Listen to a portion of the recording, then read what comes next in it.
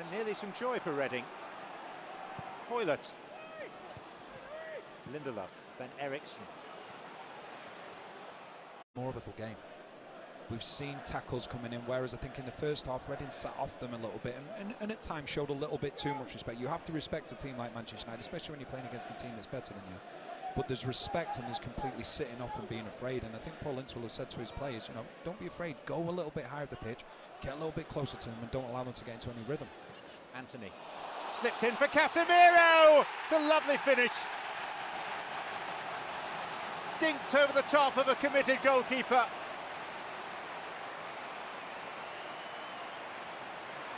The key to what had previously been a firmly locked back door.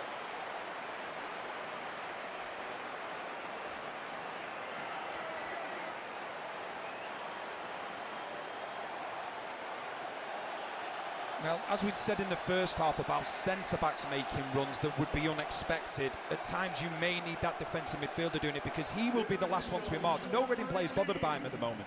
They're not really interested, they're more bothered about plays in front of him, but it's a lovely run. He gets on the wrong side of Loom, he's not aware quick enough. I'll take nothing away from the finish, it's a magnificent finish. But Reading have been set up to deal with the likes of Rashford, Fernandes, Antony, Weghorst. But then all of a sudden when you have a defensive midfield player running through, all the other Reading players are tied up marking plays, and then it just needs one midfield play for Reading to switch off, and it's exactly what Loom did there. And then Casemiro, who scored a few goals this season, adds to his tally, and he points straight at Antony as if to say he was the main provider for this goal. Made in Brazil. Third of the season for Casemiro. Isn't it beautifully taken by a class act? It was just as Reading were starting to get a bit of joy and the game had become... That first goal, and then things go from bad to worse. Bruno Fernandes, that was Andy Carroll. Reined in by Antony. Bruno Fernandes.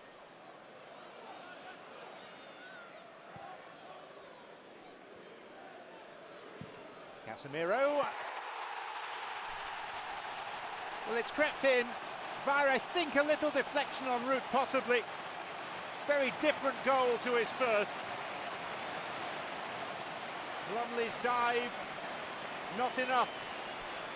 And it's 2 in the space of 3 minutes for Casemiro. And a very different complexion on this fourth round tie now. This is where you see it just going from bad to worse for Reading. I just wonder whether Lumley was put off by the defender that's in front of him, whether it takes the slightest touch, as you've just quite rightly said there. But I think that just takes Lumley out of his stride, and his dive is very late because of it. Maybe the slightest touch right into the corner, but you don't shoot, you don't score. Casemiro takes the shot. Lumley, regardless of anything, is unsighted. And this, give you a better angle whether it touches him. Yeah, it does. It takes the touch off him. Yeah. Takes the touch off Holmes and then goes into the far corner, and Lumley's not able to do anything about it.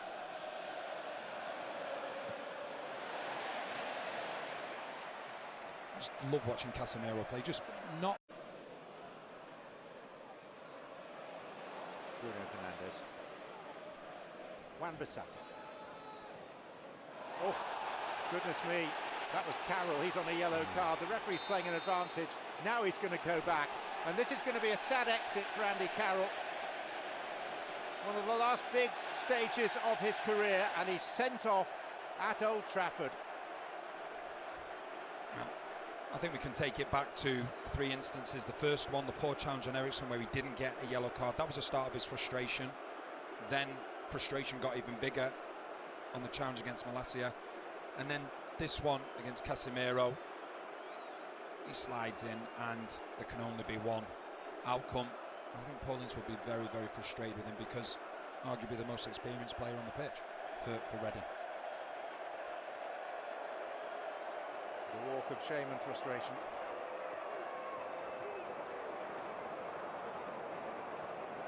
Maybe departing the grand stage forever. He's had his moments in his career. Oh, yeah.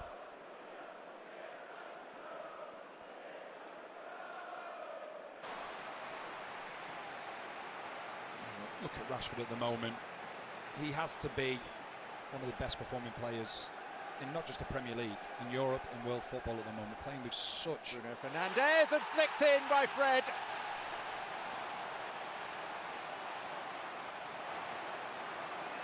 The cheekiest of goals.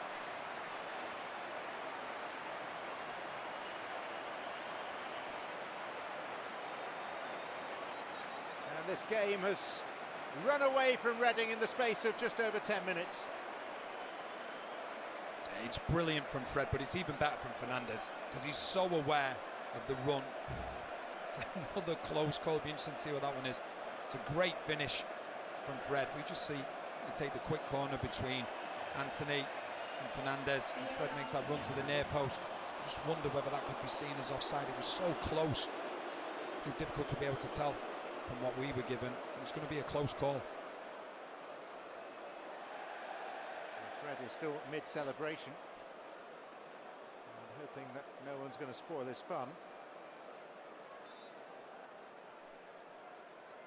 Some activity down on the bench as well as Fred makes his way back. Well, no record for Rashford.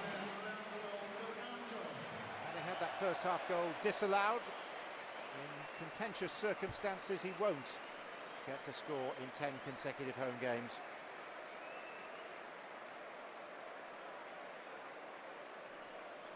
Alejandro Garnacho, teenage Argentine, is coming on. And the Uruguayan Facundo Pellistri, who's shown up well in a couple of substitute outings, played for Uruguay at the World Cup. He's coming on for Bruno Fernandes. The game now 1 for Manchester United.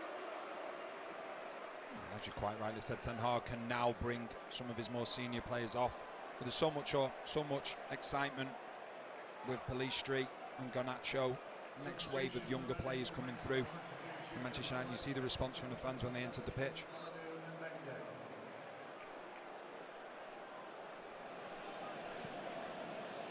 Reading also turning to their bench.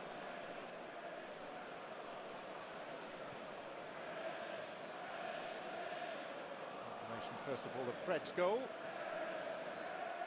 So it's 3 and 13 minutes for that. Murky night now in Manchester.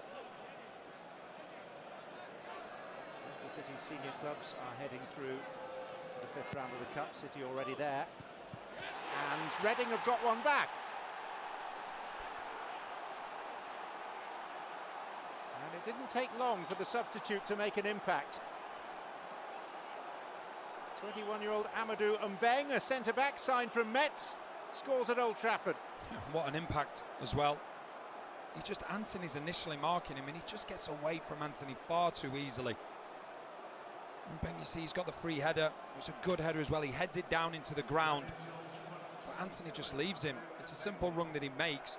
Probably can't believe that he finds himself free in the box, but he does that and takes full advantage and gives De Gea absolutely no chance.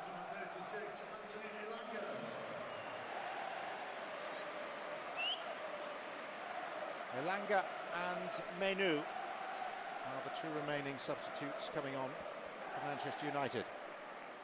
Replacing number 18 is number 73, Kobbie Mainoo.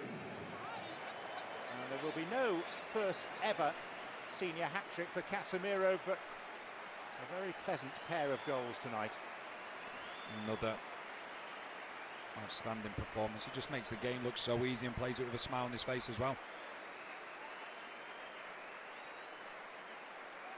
Casemiro in his 30s, replaced by a 17-year-old in Kobbie Mainoo.